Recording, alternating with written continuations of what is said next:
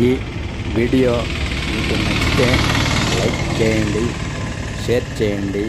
మా ఛానల్ని సబ్స్క్రైబ్ చేసుకోవడం మాత్రం మరవకండి. ఇప్పుడు ఆంజనేయుడు లేని రామాలయం ఒంటిమిట్ట, దీని చరిత్రను గురించి మనం తెలుసుకుందాం.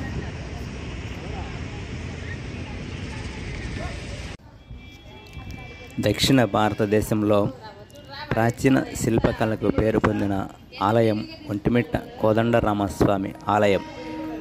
ఒంటిమిట్టను ఏకశిలా నగరం అని కూడా పిలుస్తారు. మత సామరస్యానికి ప్రతీక ఈ ఆలయం. ముస్లిం, హిందూ అనే తేడా లేకుండా ప్రతి ఒక్కరూ స్వామివారిని దర్శించుకుంటారు. రామాలయంలోని విగ్రహాలను జాంబవంతుడు ప్రతిష్ఠించారని చెబుతారు.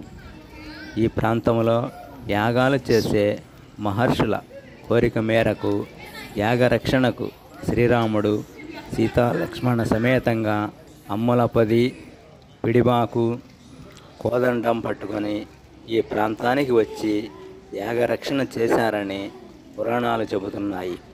అందుకు ప్రతీకగా మహర్షులు సీతారామ లక్ష్మణుల విగ్రహాలను ఏకశిలలో చెక్కించగా ఈ విగ్రహాలకు జాంబవంతుడు ప్రాణప్రతిష్ఠ చేశాడని చెబుతారు.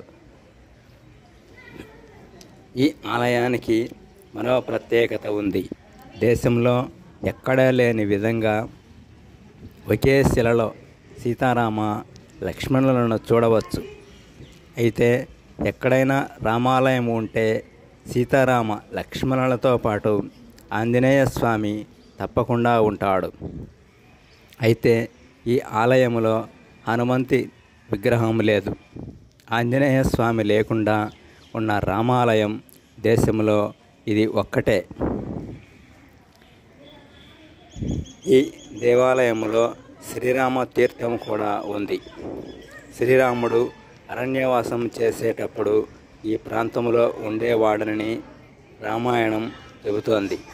ఒకరోజు సీతాదేవికి దాహం వేయగా రాముడు ఆ దాహం తీర్చడానికి తన బాణముతో పాతాళగంగను బయటికి రప్పించాడని, ఆ నీటితో సీతాదేవి దాహం తీర్చుకుందని ఇతిహాసాలు చెబుతున్నాయి. ఆ పాతాళగంగే నేటి రామతీర్థమని చెబుతారు. అంతేకాకుండా బంటుడు, మిట్టడు అనే దొంగలు ఇక్కడ సీతారామ లక్ష్మణులను సేవించి నిజాయితీగా బతికేవారని, అందుకే ఈ గ్రామానికి ఒంటిమిట్ట అనే పేరు వచ్చిందని చెబుతారు. 11వ శతాబ్దంలో చోళరాజులు ఈ ఆలయాన్ని నిర్మించారని చెబుతారు.